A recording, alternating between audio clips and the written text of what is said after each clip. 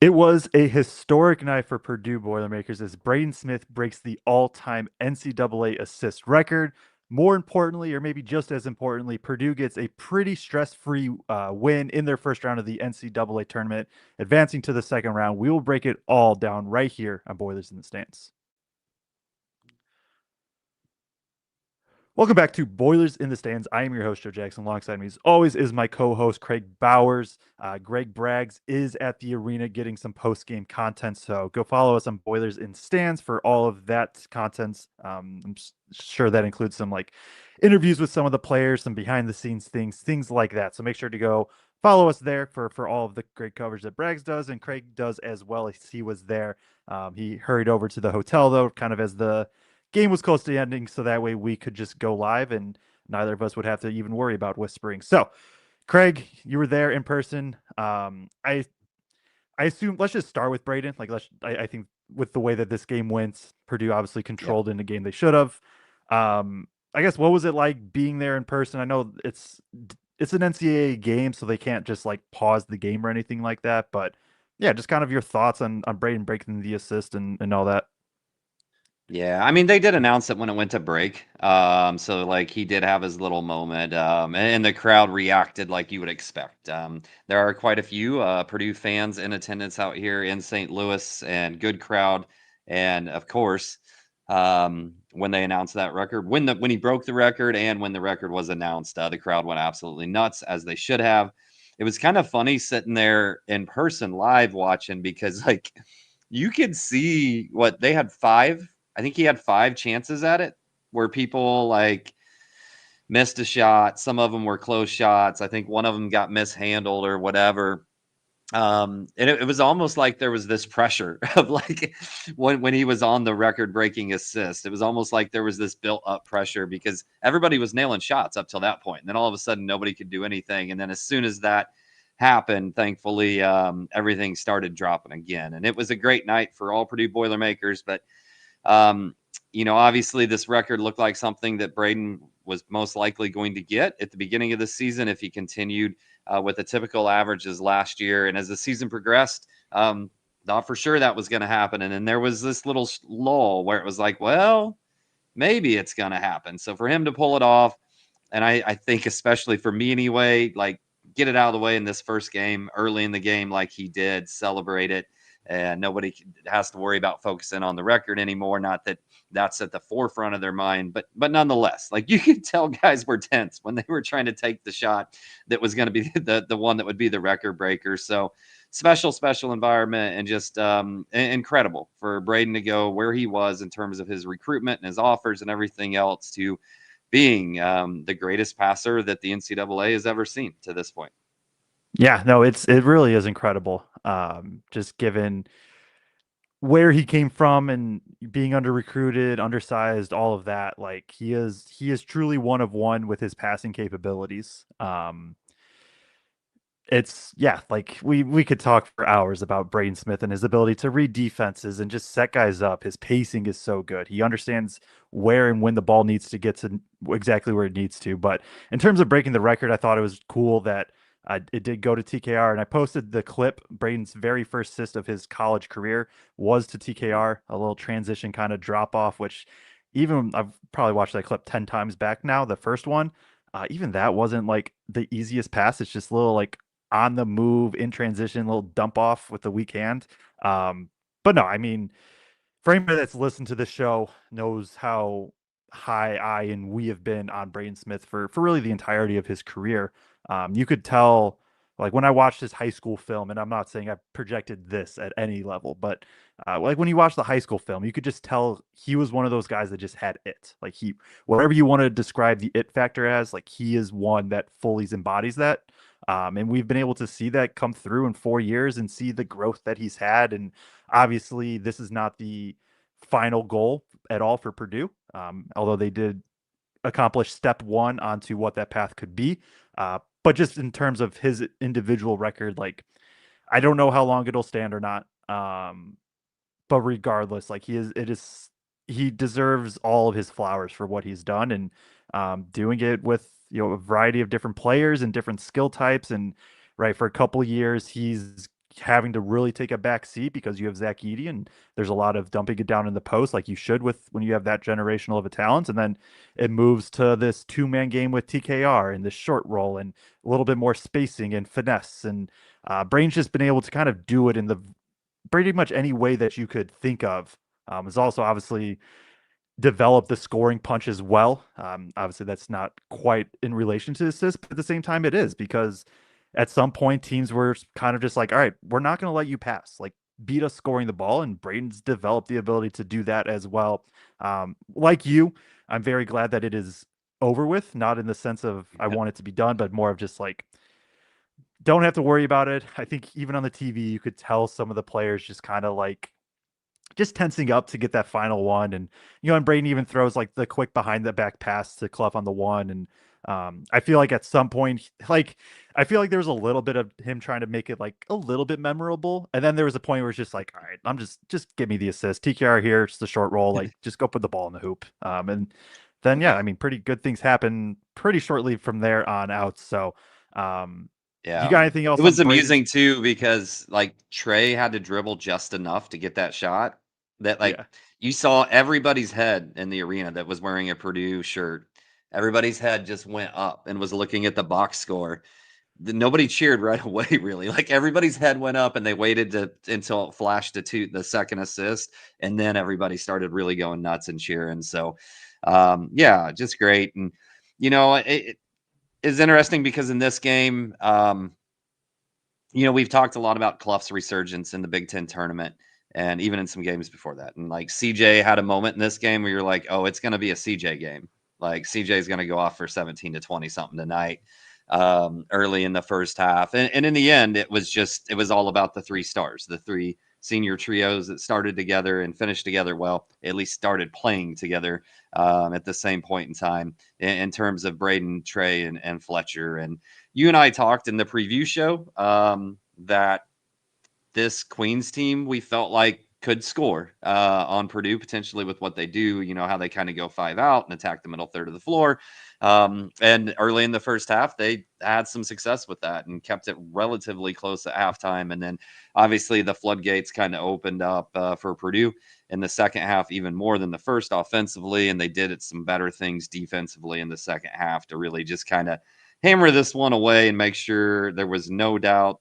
Joe, I did. I was so close. I predicted 101 to 74. You got the last digits I, flipped. yeah, I just needed the last digits to flip here, and I would have had this score perfect. That's still a pretty good guess. And Purdue, like you said, they win 104 to 71. We wanted to start the show kind of giving Braden his flowers, but obviously there's still plenty to talk through with his game. A game where Purdue controls the first 10 minutes. They're up 5 after the first 10 minutes. Are eventually able to kind of open up the lead pretty late in the first half, and then coming out of the second half, we're just on fire. They went on a really big run to start, and it was just kind of no looking back from there. As you said, like the big three, the three seniors that have played together for 4 years. Yeah. Braden 26 points, TKR 15, Loyer 14, and all of them shoot well over 50% from the day. The other senior, Oscar Cluff, has nearly a double double. He has nine, like we'll talk about stats on that in a sec, but 9 points, 11 rebounds, 5 assists, 4 blocks, and a steal. Just an all around effort. Obviously, CJ knocks down a three. You get a couple of the bench guys being able to score too. So just a really good all around effort. I think for me, the biggest takeaway is just like, all right, that's what Purdue should do to a 15 seed. Like maybe could you argue there was a little bit to clean up for the first 10 minutes? Sure. I think my counter to that would be like you get that's part of the benefit of having a good regular season. And I know they finished poorly, but they still ended up a 2 seed. Like part of what you get from that then is you can kind of play with your food for the 10 minutes and get settled in and have your point guard break an assist record. And then from there, be like, okay, yeah, we're good and going to be able to go on a run. So I think it was just good for everybody to kind of be able to get that little bit of run. Even like, I mean, I'm always foreseeing the walk-ons, but even Painter kind of leaving in the reserve guys for the last 2 minutes instead of bringing them in. I think probably just to get them all more reps outside of really Jakari. Nobody else had played NCAA tournament minutes out of that bench group, so I think probably just getting them some minutes was good. It's one of those games that if we really wanted to, we could talk about this in about 5 minutes. we'll obviously talk more in depth, but right, Purdue just kind of dominated. Yeah, definitely, without a doubt. And I really think it was the first 5 minutes of the second half that just kind of broke the will of Queens. That 5 minutes was impressive. There was one point, I don't remember if it was at halftime. Maybe it was at halftime. But there's one point I looked up and like we had a rebounding advantage, but it wasn't all that big. Like it wasn't Yep. near as big as you would think for Purdue against Queens, and it ends up being what 41-19 at the end of the game. So I think that in the second half, I thought they really, really started attacking the glass a lot more. I thought, especially on the offensive glass, probably more so than even the defensive glass. I thought they really started to just assert their will and physicality on that end of the court. I thought Cluff kind of started throwing his weight around defensively a little bit more, with what they were doing 5 out. And they were kind of picking on Cluff right off the back. They kind of went at him and tried to take him off the bounce, and he got burnt several times. That's a really hard ask for Cluff to do. Just kind of be alone in space and have to try to, guard a wing or somebody that's getting downhill on him like that. But, ends up finishing the game with 4 blocks, and 2 of them came in a single possession.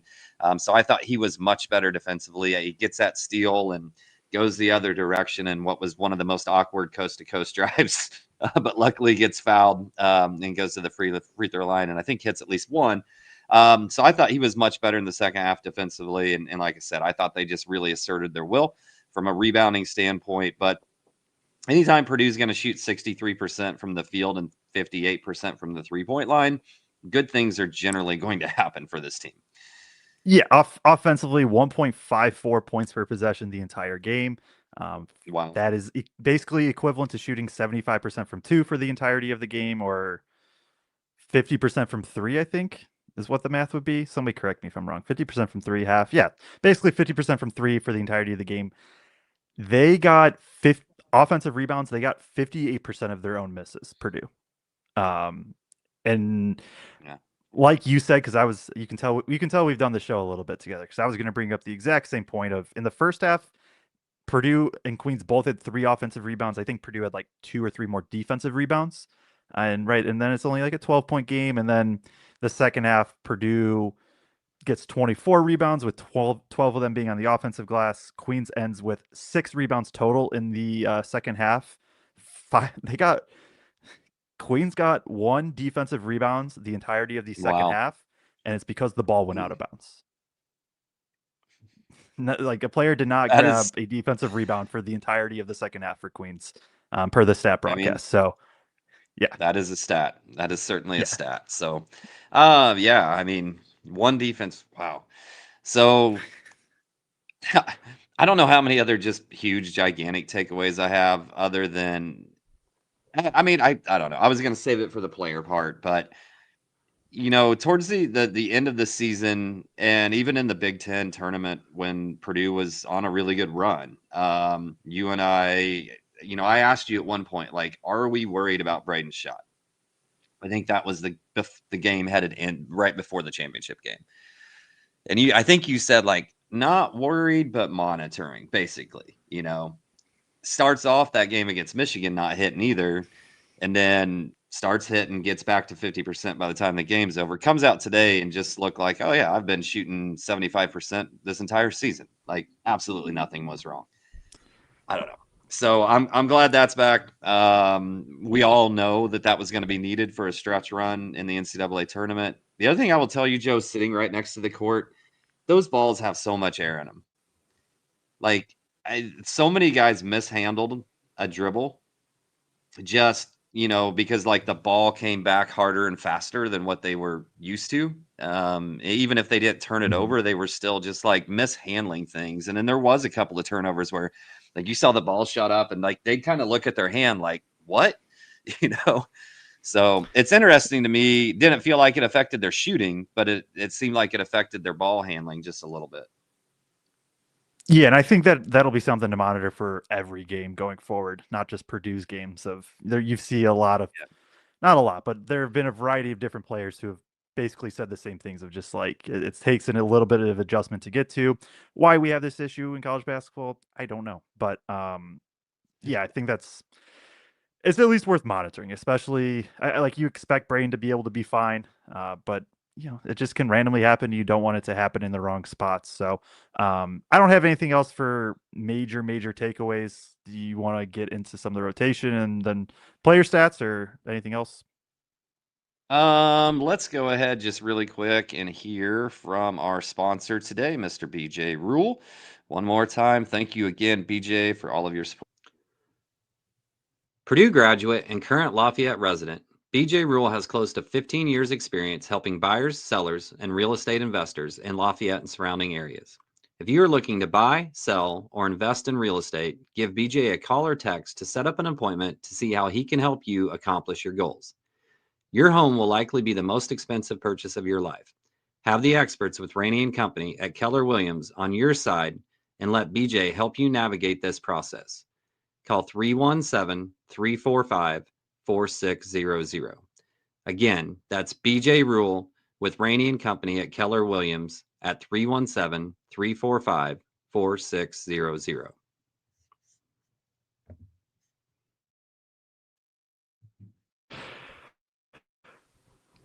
Thank you, shout out BJ Rule for sponsoring this. And during that sponsor ad, I did remember I did have a question because I do think we can keep this one a little bit higher level of a show. We don't have to go in depth on every single player.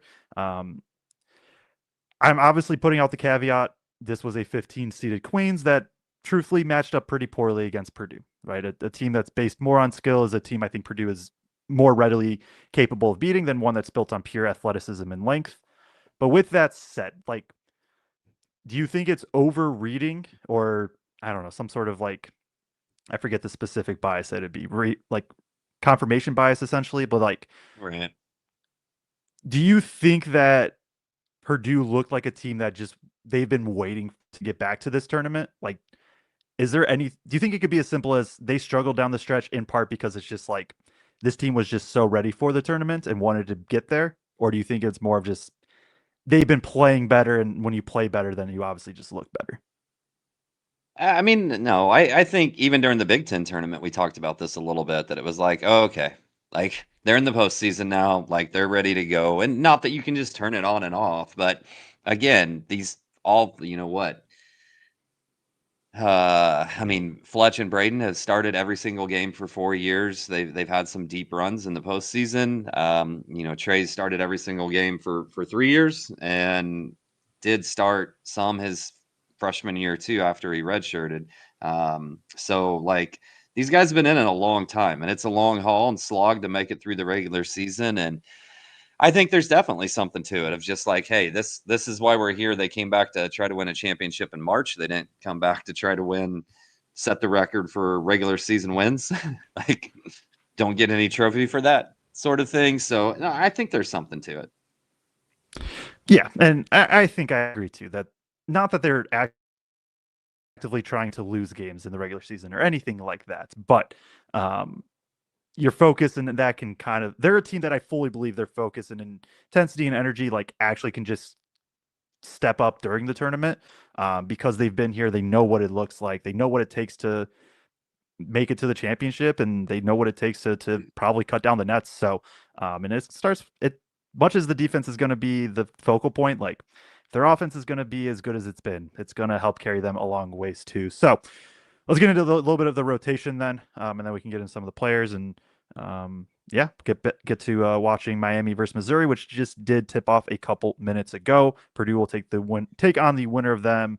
I haven't seen times be posted yet, but that'll be on Sunday at some point. Rotation chart here. Pretty standard from what we've seen during the Big Ten tournament, where Benner's the first sub off the bench for TKR. Cluff and CJ get a little bit more extended run. You get kind of just one run with the bench, but even then, it's generally with TKR at the 5. And then obviously some with the blowouts, rotations down the end can get a little wonky.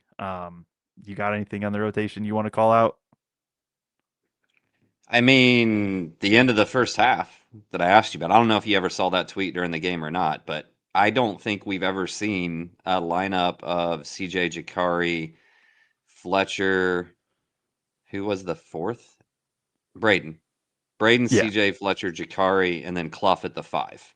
Um, and honestly, I didn't hate it. Like trying to defend them 5. I think we just hit a big shot and had pushed it to 12 maybe, I think at that point, and or maybe it was 10, and then he went to that kind of really small, at least 1 through 4 lineup with Cluff at the 5, and I actually thought we defended pretty well in those last 2 minutes before we went into half, and just the way that they play offense and we're trying to attack it wasn't going to hurt Purdue from any standpoint, especially if we weren't just absolutely dominating the glass at that standpoint. But in the second half, he goes back to the more traditional lineup, and we just absolutely obliterate them on the glass from that point on. So then obviously that lineup was better. Yeah, no, that's a good call out. And yeah, part of it too probably was just if it ensures TKR doesn't pick up his second foul, like you just don't have to worry about it at Yep. all. But no, I agree. It was a good with the 5-out spacing, like then you can switch everything. Cluff at that point was holding up just fine, if not even just playing very well defensively on the perimeter. So yeah, you could get away with it. And don't know if it's one we expect to see much, but it's a good. I'm glad you called it out because I forgot about that. And definitely was a unique lineup. I looked it up. There was a single possession of that lineup this entire season. I assume it was like a late game or like end of half, like there's 3 seconds on the clock type thing where you're just putting it in for one specific possession. All right, let's jump into some of the team stats then. Purdue's going to be dominating in pretty much everything that we talk about here. They obviously shoot incredibly well from the field, going 41 to 65 overall, 63% from the field, including 14 to 24 from three. Only 12 free throw attempts, 8 to 12. Queens 7 of 25 from three, 4 or 5 from the free throw line. Purdue wins the rebounding battle by a whole lot. They win 41 to 19. Purdue has 15 offensive rebounds and 20 second chance points.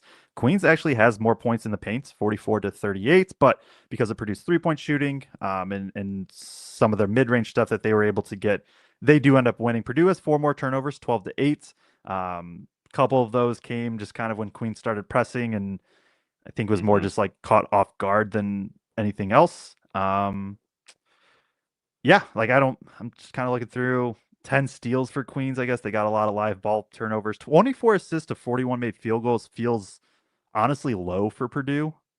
That's at 58% of assists made field goals as an assist. So that's the only one that seems a little low, but also part of that is because Purdue at times could just be like, "Hey, Braden, go shoot this and make it," or "Hey, TKR or Cluff, you want to just post up a 6'6" guy and get one-on-one coverage? Here, go do that." And those obviously are not going to lead to as many assists. Is there anything else that you wanted to point out or talk about that I missed or glossed over?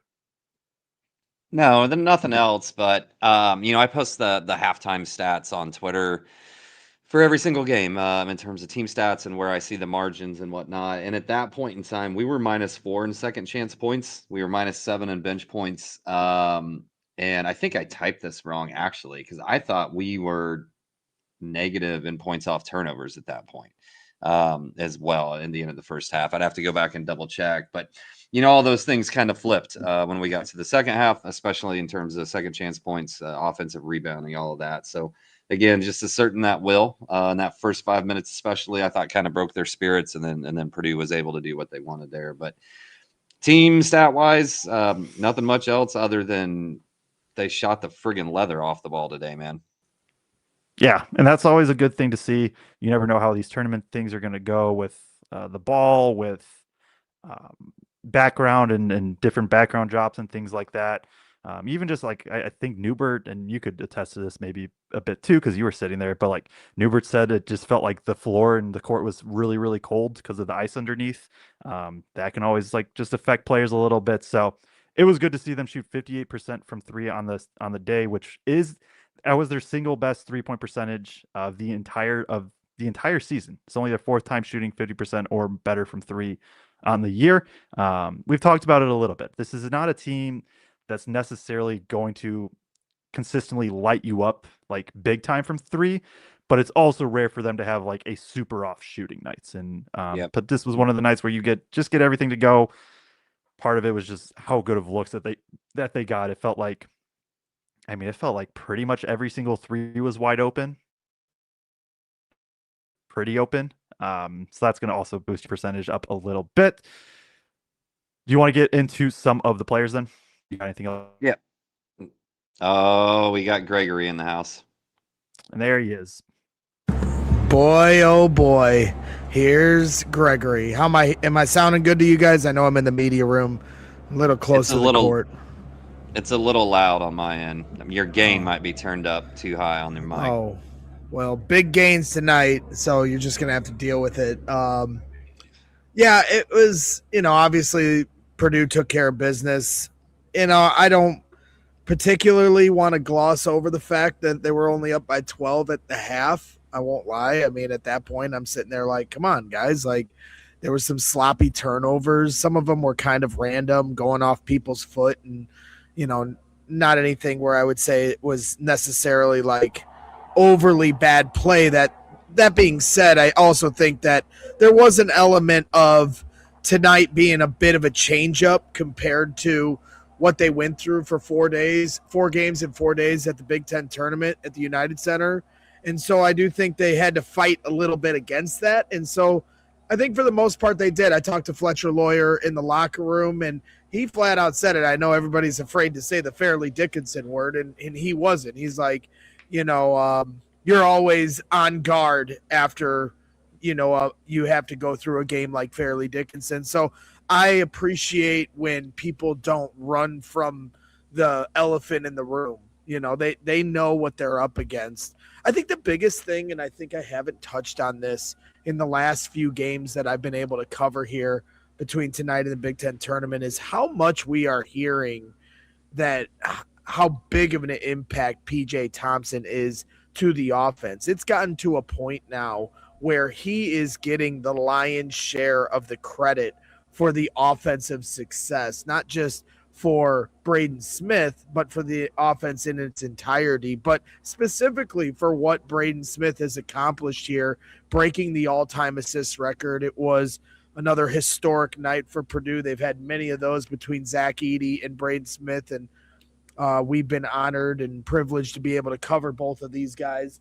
And, PJ Thompson's impact on Braden Smith's game, I think, can't be understated. And I think he is starting to get closer and closer to decision time on the day he'll have to eventually maybe look at head coaching opportunities. Maybe that's a story and a conversation for another day, but I certainly think it's something notable.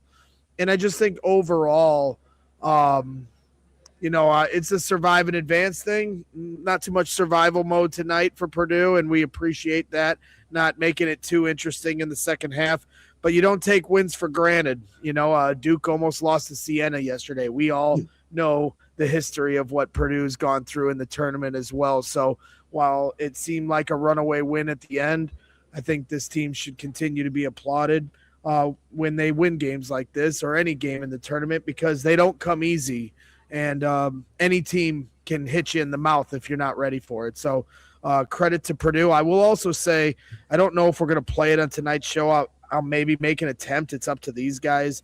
But talking with Matt Painter after his podium got him pretty fired up through a couple of questions. One being about does he believe he'll be able to continue to build teams where seniors play all 4 years the way TKR, Braden, and Fletcher have?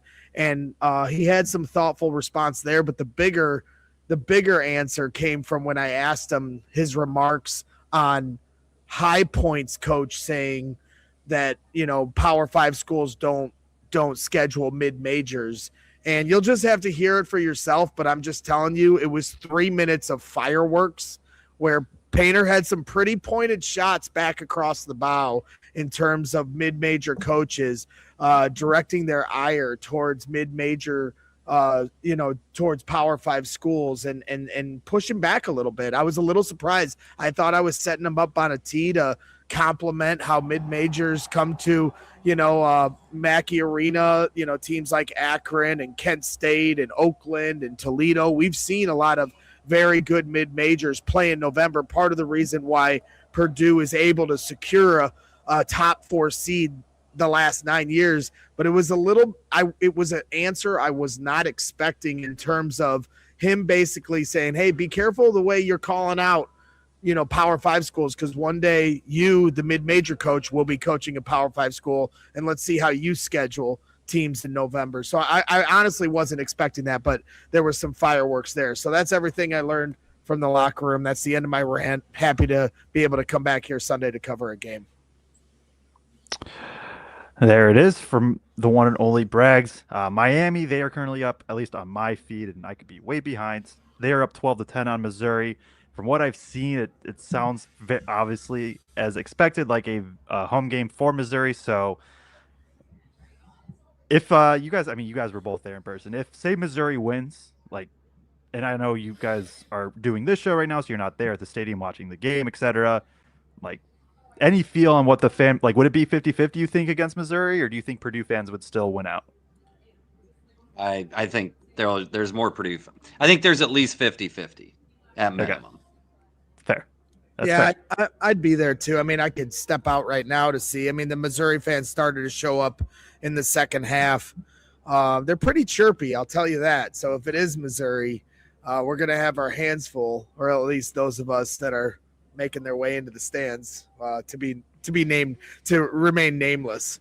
We don't know who those people are, but if there were people that find their way into the stands, they know that Missouri fans are pretty chirpy. If there were people that had courtside seats to cover the game who chose to sit in the stands instead, then yeah, that might happen. So did get a lot of messages from people who watched the show, just like, hey, saw you on TV, Kraig. Oh, you made it. You were on TV. Yeah. Nice. We're courtside, buddy. We were courtside. I was sitting right next to Noobs, who was complaining about how freezing it was in the building the entire game, which it was. Part of the reason I wanted to come back to the hotel to do the show was because it was absolutely freezing in there. Yeah, Newbert told me, he's like, Kraig left because he's cold. I go, he's cold? What is going on here? It's freezing in there, man. You too. I left when there was like 3 minutes left so I could get back to the hotel, get set up, and be able to do the show. Suddenly my whole remark last week about maybe be careful about the ice under the floor and the condensation, not such a crazy thought anymore, Mr. Cold Toes. There was no condensation and nobody was slipping. That's different than being cold. Yeah, well, Joe. I know, Joe. Hey, listen, Joe's got to do his scout for the preview show, which he is doing solo tomorrow. So let's get to the players here, so that Joe can get back to watching Missouri Miami. Fine. All right. What a transition right there. We'll throw up the player stats. I think we have to start with one and only Braden Smith. Broke a pretty big record, I would say, in terms of the all-time NCAA assist record. He does also just have a phenomenal game. 26 points. He shoots 6 of 9 from 2, 4 of 6 from 3, 2 of 2 from the free throw line, 8 assists, only 2 turnovers, 3 rebounds as well. Masterclass, got whatever he wanted, broke the record. The jumper was there, which was big. Braggs, I throw it to you.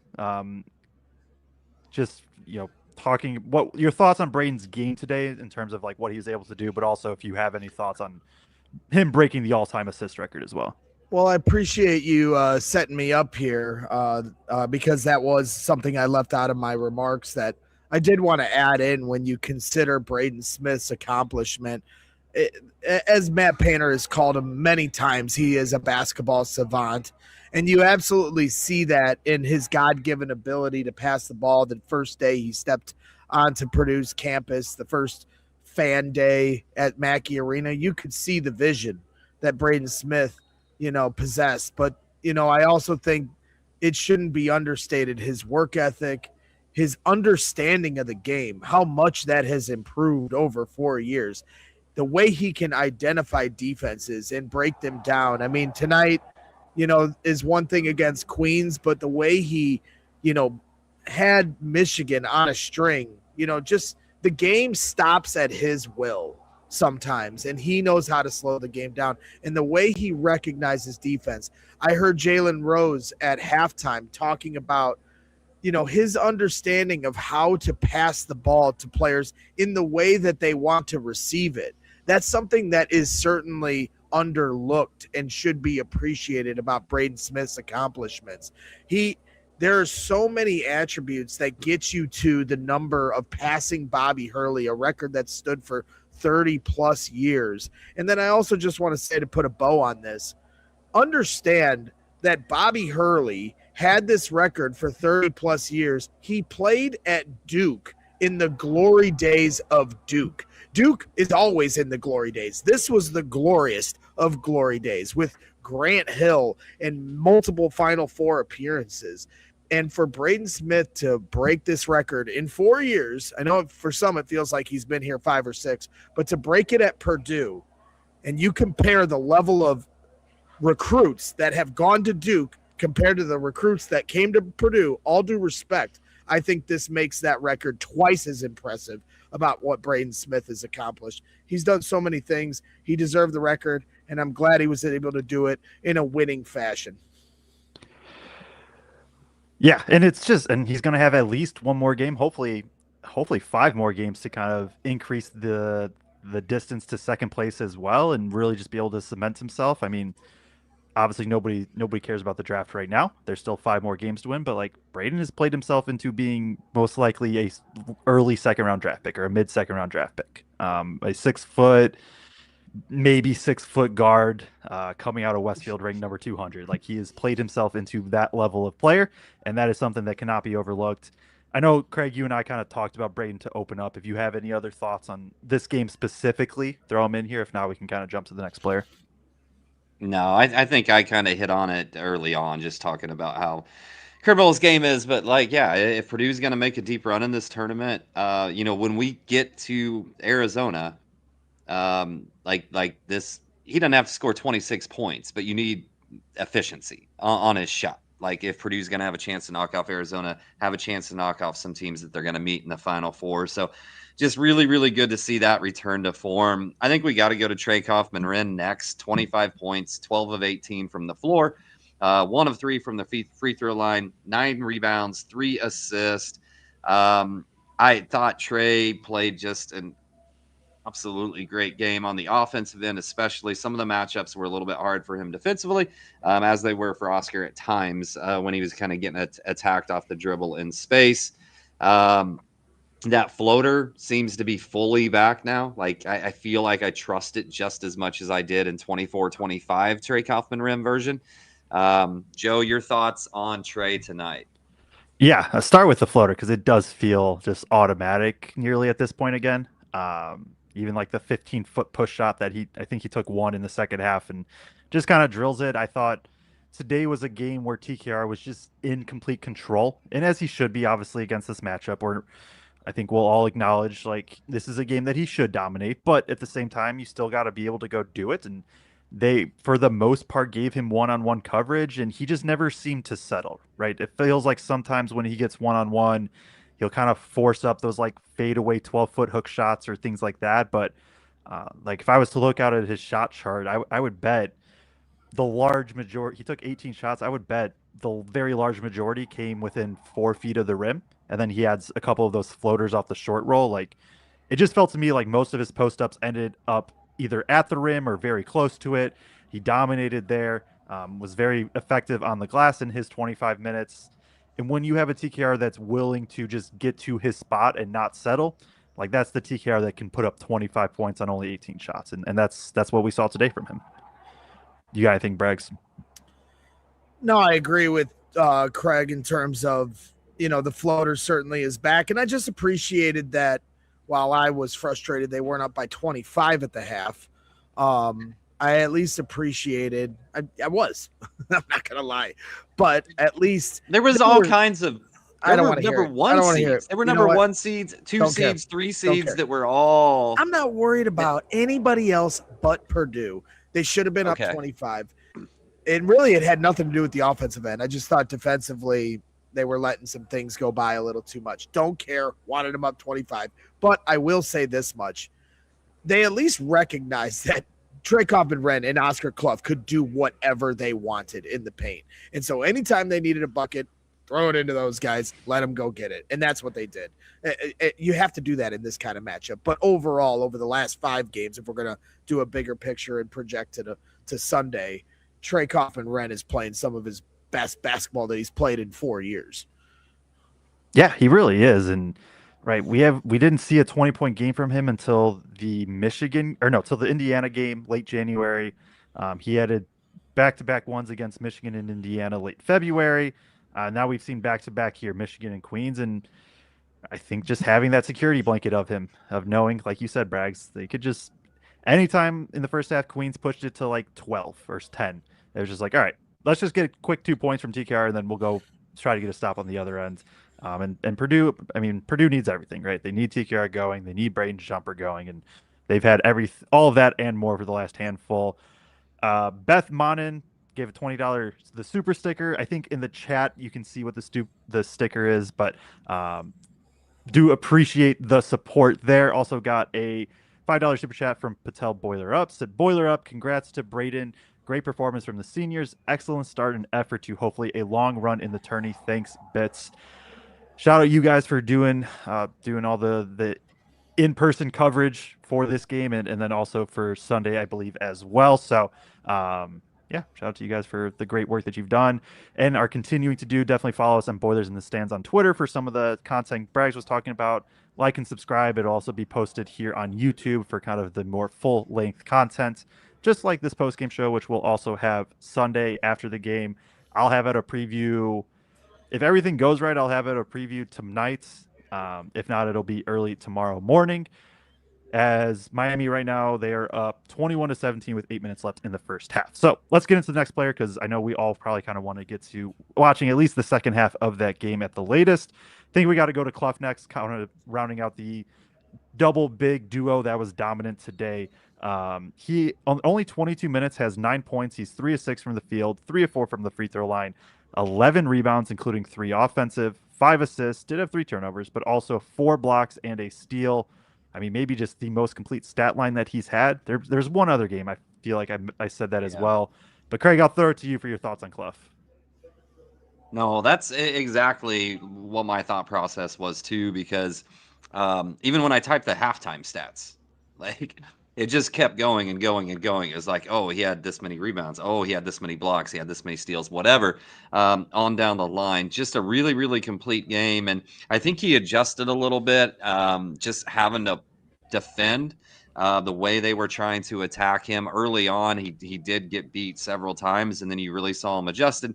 Like I said, obviously ends up with 4 blocks. He ends up with a steal there too. So I think in the end, he held up more than well enough defensively, and then bringing that physicality from a rebounding standpoint. I was really hoping he'd get to, I kept on waiting for him to get to 10, just so I could put something about all 5 starters being in double digits, because they were almost there in the first half. And then Cluff never got there. I never got to send the tweet. But I thought a really impressive game from him, and one to me that I thought even within the game, you saw him make like personal adjustments about the way he was defending that made the defense better for everybody. Yeah, I agree there. I think with everything goes off the jump, it was like, okay, Cluff's getting attacked a little bit, and then he settled in. And when they did start switching a bit of everything, like he did, for the most part, stayed in front pretty well. I think learned kind of on the fly, or maybe not learned, but got more used to, again, just kind of having to use his body to stop dribble drives. Like he's not going to stick with guys laterally when he's switched onto a 6'3" guard, but you give up a little space, you have him run into Cluff. They're not going to move him, right? No guard is going to knock Cluff off balance on a drive, and I think did a very good job of being able to absorb some of that contact. And just being able to hold up, like kind of after the first, I don't know, 5 to 8 minutes, I would say, it felt like every couple minutes I was just like, all right, Cluff's doing good when he's defending around the rim. Okay, Cluff's doing good when he's defending in a little bit of space now. Oh, Cluff's getting another deflection. It just kind of added up. And I mean, he has 11 rebounds. I think you could argue he probably had a few more just on bad outs and things like that. And felt like whenever he only got 3 offensive rebounds credited to him, it felt like if he got 3 offensive rebounds, it felt like Purdue scored 9 points on those. And that's another obviously super big thing for Purdue is they're so talented offensively. They take a lot of tough shots, but they make a lot of them, but when you can rebound nearly 60% of your misses, good things are going to happen. Braggs, you got anything on the man from Australia? Well, I had an opportunity to talk to him for a little bit in the locker room. We'll share some of that to the YouTube, but I did ask him about how all of a sudden he's become the guy to pick off the steal at the top of the key and take it back the other way in transition. I think this is like 4 of them now in the last 2 weeks. And he said that he's hunting for a breakaway dunk. So he's not happy with just the steal. He doesn't like that he hasn't finished one with a flush. And I know for the big men, once they get that momentum, it's hard to get that gather step to throw it in. But stay tuned for that here on Sunday. Just hopefully he doesn't biff it. Yeah, Right. that'd be tough. But no, that's a good one from him for sure. And he's been a lot more active out there. Like it's been It really has. Like we've talked about, like, so again, this was a game Purdue was in drop coverage with Cluff. It seems to be what they want to do now. I think if you've listened to the show, I've advocated for that for a little bit, just because it's not Cluff, it's more the rest of the defense. I think it fits them better. But you see those plays like that, and it's just like, okay, I understand what Purdue saw in Cluff of like, let's be high hedge, aggressive, and push them out. I think it's just more of the rest of the defense doesn't quite work with it. Did get a couple more super chats. We'll throw them in here. We do appreciate the support from everybody. Hit the like button, hit the subscribe button, even doing those things and just commenting and hanging out really does help us a lot. Donaldo 182 with the $5 super chat said the only reason it was close in the first half is because everyone had the yips trying to hit Braden's record breaker.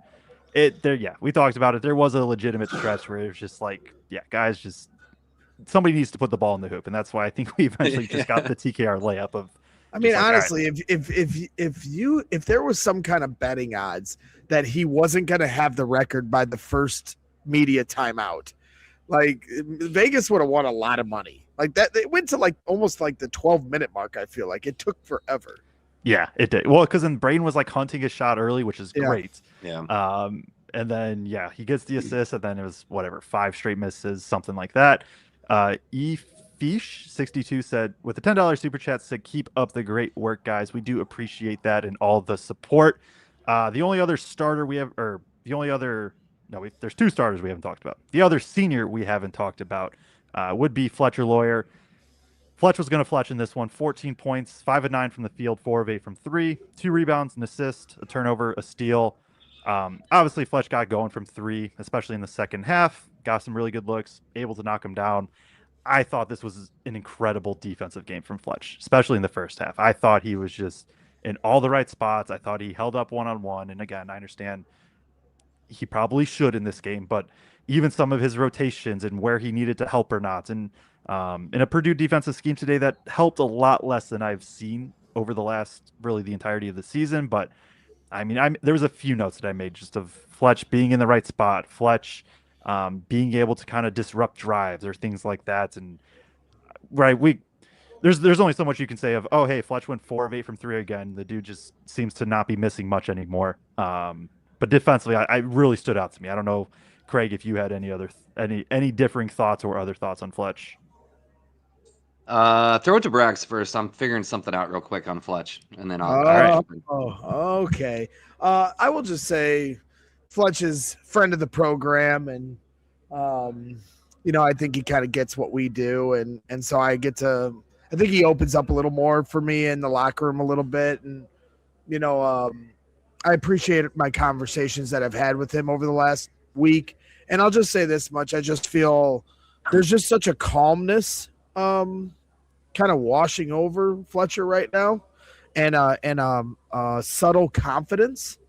And so even when maybe the shot, like he was having trouble finding his shot, or they were having trouble finding his sets that would work in the first half, like it didn't deter him. And if there's anything that, gives me big encouragement for Sunday, is just watching the way these guys were shooting. If you're watching some of the broadcasts on some of these other games, you hear the rim rattling. Some of these rims feel shaky, and there's just to me, there wasn't nervousness coming here. I'm like, okay, this is a hockey arena. Basketball is not played here. I know they do tournaments and stuff. So, but I needed to see it for myself. Rims were solid. Floor looked good. Players looked like they were comfortable shooting it. I asked Omer Meyer about the bounce of the ball. I thought maybe he would have an interesting perspective, having played with a FIBA ball, then Big Ten ball, and now the NCAA ball, and he didn't give that an inch. Obviously, these seniors have been through it for 4 years. Why we don't have just one ball for the whole season for every college team, I'll never know and I'll never agree with. But at the end of the day, they all looked comfortable. Like, remember a few years ago, we used to that used to be like the biggest worry going into the game. Like, how are they going to shoot with this ball? And for some people, it's a real thing. I mean, you're seeing even videos going around yesterday where they're bouncing the ball. It's like going away. So, like, it's still a real thing, but these guys are not fazed by it. And they just looked comfortable out there today shooting the basketball, Fletcher included.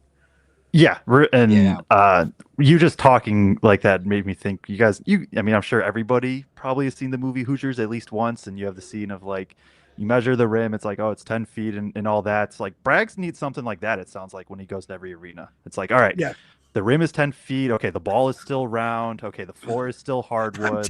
I'm terrified of everything.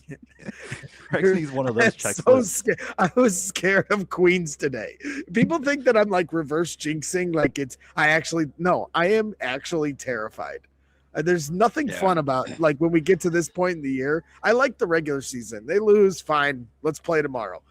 This time of year, I'm just sitting there mortified for 40 minutes. I'm seeing Kraig texting at the start of the second half. I'm going to leave early if this is a blowout. I'm thinking, shut the fuck up, Kraig. It's a 12-point game.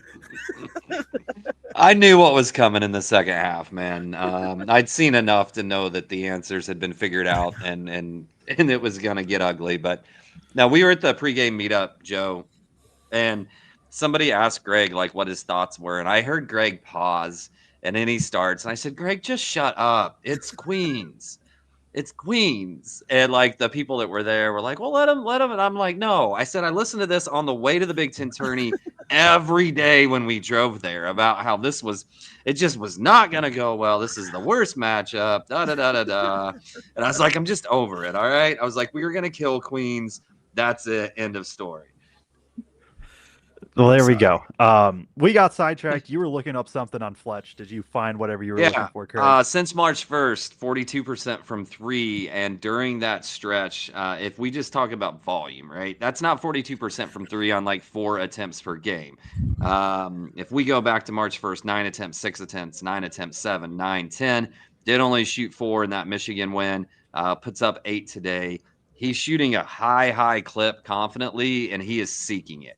I think it was either the second or third one he hit. I don't remember, but like he came around and there was defenders coming from both sides trying to converge to him. And he was right in front of where I was sitting, like right in front of me, basically, at floor level. And there was no hesitation. The ball was going up regardless of where those defenders were on him. And he's just letting it rip and he's still knocking them down with the increased volume. So I think Fletch has hit his stride in his career, really, from the outside, not just in terms of the percentage. The efficiency's always been there, but the volume and how quickly he's willing to take it now, sometimes throw up a little head fake, sidestep, jack one up to make sure he gets up more attempts too. I just think he's really hit like kind of his best version of himself. And when you combine volume and efficiency from outside that we've seen in his entire career. Yeah, I mean, Purdue has now played 36 games this season, the same number as last year. Last year, Fletch went 75 for 169 from three, 44.4%. This year, he's already taken 241 threes. So that is, quick math, 72 more than last season attempted, and he's made 27 more. The percentage has dropped from 44% to 42%. He's still ultra elite on super high volume now, so that's a very good point there, Kraig. We can jump over to the other shooter in the starting lineup, and then I think maybe round out the bench kind of in totality. But CJ in this one, 11 points, 3 of 4 shooting, all of them being 3-pointers. Did go 2 of 3 from the free throw line, in which he also got fouled on a 3-point attempt. 4 rebounds, 2 of them being offensive, an assist, a steal. I called out in the Big Ten tourney, like he's just really good at getting those rebounds at the free throw line offensively. Yeah. He got, I think, 2 more of those. I think both of his offensive rebounds today were in that similar area. Knocks down a few threes, which was awesome. Thought the defense was good. I don't got a ton on CJ, but we've Hey, talked I about this all thought season. When sometimes right. when you don't have a lot to say about like CJ or Jakari or them, like generally that's a good thing. It's just like, oh yeah, they did what they're supposed to do.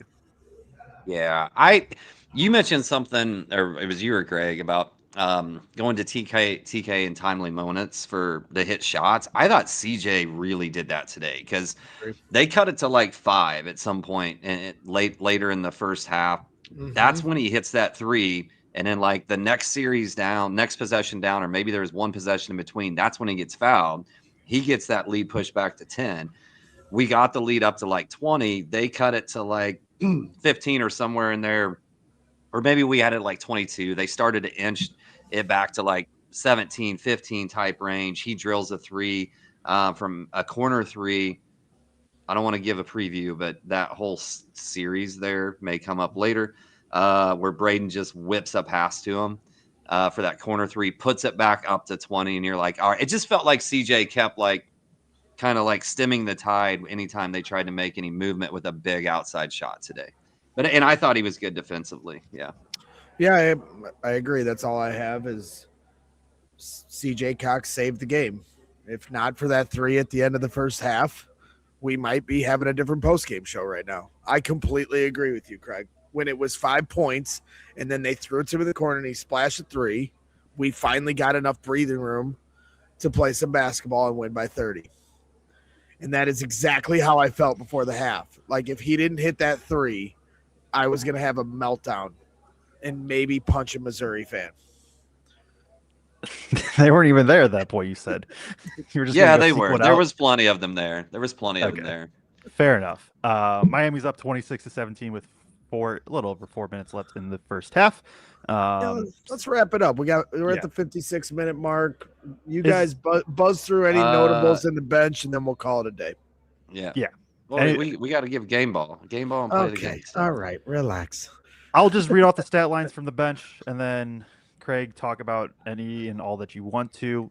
Liam Murphy, in his couple minutes. I'm trying to find how many minutes he played. I just don't see it right here. There it is. In his 4 minutes of play, did knock down a 3. Did also have 2 fouls. Jacobson, 4 points, 2 of 2 from the field. Did have 4 rebounds, including 3 offensive and 2 blocks, 2 turnovers also in 9 minutes of play. Jack Benner, knocked down a 3, went 1 of 2. 2 rebounds, 2 assists, a steal in 20 minutes. Meyer, 9 points on 4 of 6 shooting, 1 of 1 from 3. 3 assists, only 1 turnover and a steal. Jakari, 0 of 2 from 3, an offensive rebound, an assist, and 2 turnovers in 19 minutes of play. From either of you, just kind of anybody you want to talk about at all, just go for it from the bench. I mean, in the first half, we didn't really get hardly anything out of the bench. I think they had 2 points or 3 points maybe in the first half total off the bench, but didn't like all 5 of your starters were going and like let them eat when they're going. So didn't really necessarily need it in this one. Obviously, as it got to more slop time, you got something out of there. Meyer continues to show his ability to use his body and his physicality to kind of get to his spot and rise up and hit that mid-range. I want to see that shot more and more and more. I've been calling for it all year long. Give me that 15-footer, Omer. Thought he did some good things from a facilitation standpoint, obviously, too. Man, more than anything, I'm glad Liam Murphy got into the game and got to hit a shot in the NCAA tournament. So I missed, I'm going to be honest, I missed the bulk of his time on the court because that's when I was headed back to the hotel. But I did turn my phone on, just like get my phone back out in front of me just in time to see him knock down that shot, and just thought, man, good for him. Like, didn't get near as much playing time as you probably thought you were going to this year. Jack Benner kind of beat you out of your spot, but you got to check into an NCAA tournament game and record a stat line there. Yeah, that's when I moseyed my way down to sat next to Newbert on the media row and had a nice little view of that 3 ball from Liam Murphy. No, I'm with you. Omer Meyer's my only real thought off the bench. He just continues to grow into his game and come into his own here at the end of the year. And he is just giving you a glimpse of what I believe is going to be a pretty special sophomore year. This guy is knocked down. And now that he knows how to get to his spots in the right, tempo and fashion within the confines of what the offense is trying to execute. Now the offensive around him knows kind of the spacing that he needs to get to his spots. I think those things kind of work hand in hand and why you're seeing his game really elevating. And now when he pulls up for a shot, I expect it to go in, because he's a slick shooter, man. He is a slick shooter. Yeah. Hey, and I was just going to say, if they happen to make the Final Four, if we're fortunate enough to beat Arizona, or maybe even in the Arizona game, but like more in the Final Four, there's always like that one player that goes off for like, not always, but a lot of times, there's that one player that goes off for like 20, like Spike Albrecht style. Yeah. That you're what? Shout out Crown Point. Spike Albrecht went to high school with him.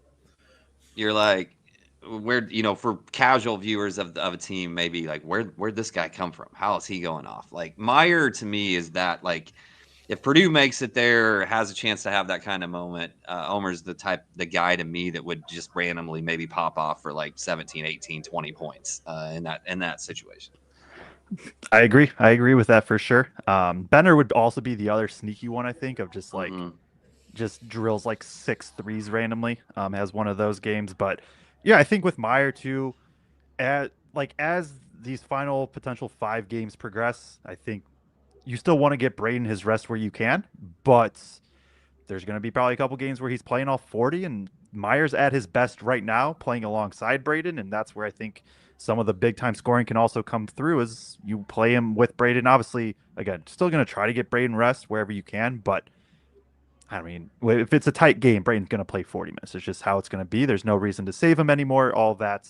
I was happy for Jacobson. Kind of his probably, I know it wasn't a perfect game from him, but probably his best game in a while. Couple blocks, couple rebounds, couple dunks. It was just good to see that for him. I don't know what his role will be on this postseason run, if it's anything more than just eat a couple minutes at the backup center position. But even if it is playing 4 minutes, like Purdue just can't get torched in those 4 minutes, and hopefully this can be a little springboard for Jacobson to at least get to the level. Still excited for him long term. Just kind of hasn't quite worked out nearly as well this year. You guys got anything else on players, teams, anything? Braggs looks like he does. No, I don't have anything else. I'm just gonna my wife and kid are driving in from Crown Point. They're following me here a little behind, and we're gonna have a fun day tomorrow. I think we're gonna go to the zoo here in St. Louis. I'm hearing great things about the St. Louis Zoo. There's also a museum we might hit up. I don't know, but it's gonna be a big day. But they're just getting to the hotel or should be here shortly. So I'm just going to give my player of the game to Braden Smith and the play of the game to the assist that broke the record. And then I'll just leave you guys to figure out the rest. That's very classy of me to just take those and not let you guys use them. But like, it just felt like an easy layup. And that's what I need right now is an easy layup. I've been struggling for buckets and there it is. I just got it. Now I'm going to go catch up with the family and let you guys end this in a timely fashion without a Midwestern goodbye. Love you all. Hit the like button, subscribe. We'll see you Sunday. Kraig might have all this other stuff I got from the locker room up later. We'll see. I don't know. Doesn't matter. All that matters is I love you. Boilers win. We'll see you Sunday. See you Sunday. All right. Gregory. That was the one and only Greg Braggs. Yeah. You want to? I'll let you give your game ball away first.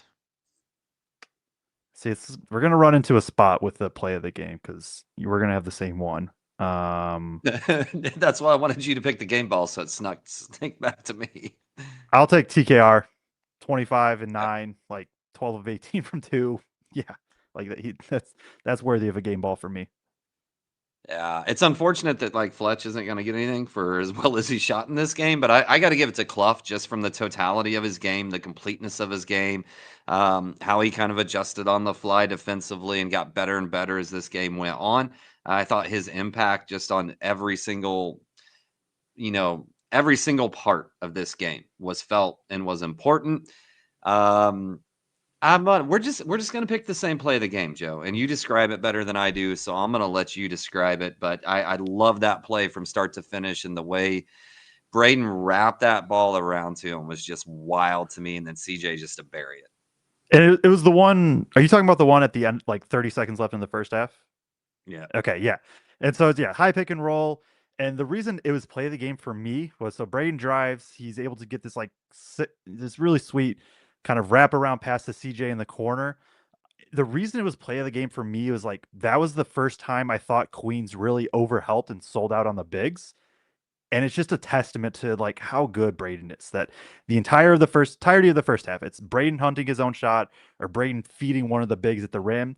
The like very first time that Queens just overhelped, immediate bullet to the corner. Like he just knows it's there, and then CJ's able to knock it down. Also big in terms of pushing it to back to whatever it was 15 and apparently giving Braggs at least a tiny bit of relief, at least momentarily. So I think between that and then Braden's obviously record-breaking assists, those are two very worthy play of the games.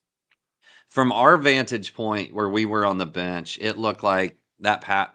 You remember did you ever see the movie like Bend It Like Beckham? You know what I'm talking about? It I've was like a heard, soccer, but it was like yeah, about bending the soccer ball when you yeah. like take the corner shot or whatever. I never actually watched it. I just figured out what the movie was about from the title of it. But it, like from our vantage point where we were, it looked like that. It looked like the ball bent, like spun and like carried through the air, wrapped back around or something. I thought it was incredible.